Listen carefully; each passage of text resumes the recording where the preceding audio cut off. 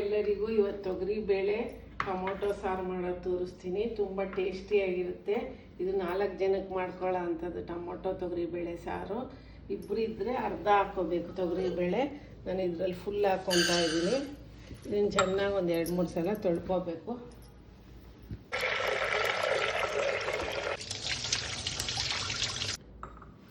Wash ಮಾಡ್ಕೊಂಡ್ಮೇಲೆ ಇದಕ್ಕೆ ಸ್ವಲ್ಪ ಅರಿಶಿನ, 4 ಟೊಮೊಟೊ ಹಣ್ಣು ಹಾಕ್ಕೋಬೇಕು. ತುಂಬ ಟೇಸ್ಟಿಯಾಗಿರುತ್ತೆ ಟೊಮೊಟೊ ಹಣ್ಣಿದ್ರೆ. 4 ಟೊಮೊಟೊ ಹಾಕ್ಕೊಳ್ರಿ, 2 ಹಸಿಮೆಣಸಿನ್ಕಾಯಿ ಹಾಕ್ಕೊಳ್ರಿ, ಸ್ವಲ್ಪ ಎಣ್ಣೆ ಹಾಕ್ಕೋಬೇಕು. ಇದು ತೊಗರಿ ಬೇಳೆ ಮುಳುಗೋ ಅಷ್ಟು ನೀರು ಹಾಕ್ಕೋಬೇಕು. ಲಿಡ್ನ ಮುಚ್ಚಿಬಿಟ್ಟು ಸ್ಟವ್ ಮೇಲಿಟ್ಟು ಒಂದು 5-6 ವಿಸಿಲ್ ಬರೋವರೆಗೂ ಕೂಗಿಸ್ಕೋಬೇಕು. ಸ್ಪೂನ್ ಕೊಬ್ಬರಿ ಹಾಕ್ಕೋಬೇಕು. ಆಮೇಲೆ ಸ್ವಲ್ಪ ಇಷ್ಟು ಹುಣಸೆಹಣ್ಣು ತೊಗೋಬೇಕು. ಟೊಮೊಟೊ 4 ಜಾಸ್ತಿ ಆಗಿರೋದ್ರಿಂದ ಹುಣಸೆಹಣ್ಣು ನೋಡಿ ಹಾಕ್ಕೊಳ್ರಿ. ಆಮೇಲೆ ಇದೆರಡನ್ನೂ ನೆನೆ ಇಡಬೇಕು. ಫಸ್ಟು ಒಂದು ಬಟ್ಲು ಇಟ್ಕೊಂಡು ಅದಕ್ಕೆ 3 ಸ್ಪೂನು ಸಾರಿನ ಪುಡಿ ಹಾಕ್ಕೋಬೇಕು. ನಾನು ಮನೆಗೆ ಮಾಡಿರೋ ಸಾರಿನ ಪುಡಿ. ಈ ಸಾರಿನ ಪುಡಿ ರೆಸಿಪಿ ಇನ್ನೊಂದು ಸಲ ನಿಮಗೆ ತೋರಿಸ್ತೀನಿ ಕರೆಕ್ಟಾಗಿ. ಉಪ್ಪು ಹಾಕ್ಕೋಬೇಕು ಒಂದಿಷ್ಟು.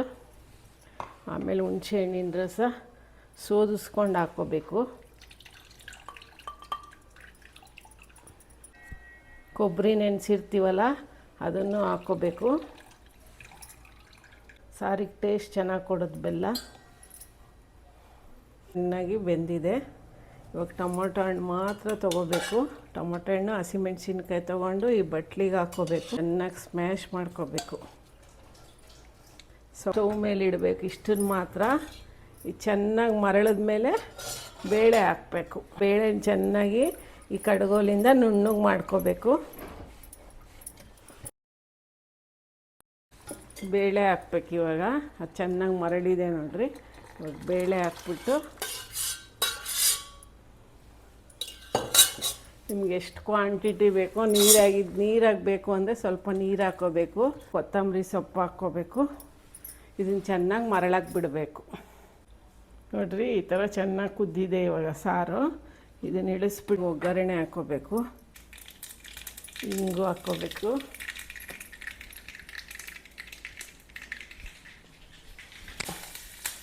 ಕರಿಬೇವು ಹಾಕ್ಕೊಂಡು ಆಫ್ ಮಾಡಿಬಿಡ್ಬೇಕು. ಇದನ್ನು ಸಾರಿಗೆ ಒಗ್ಗರಣೆ ಹಾಕಬೇಕು.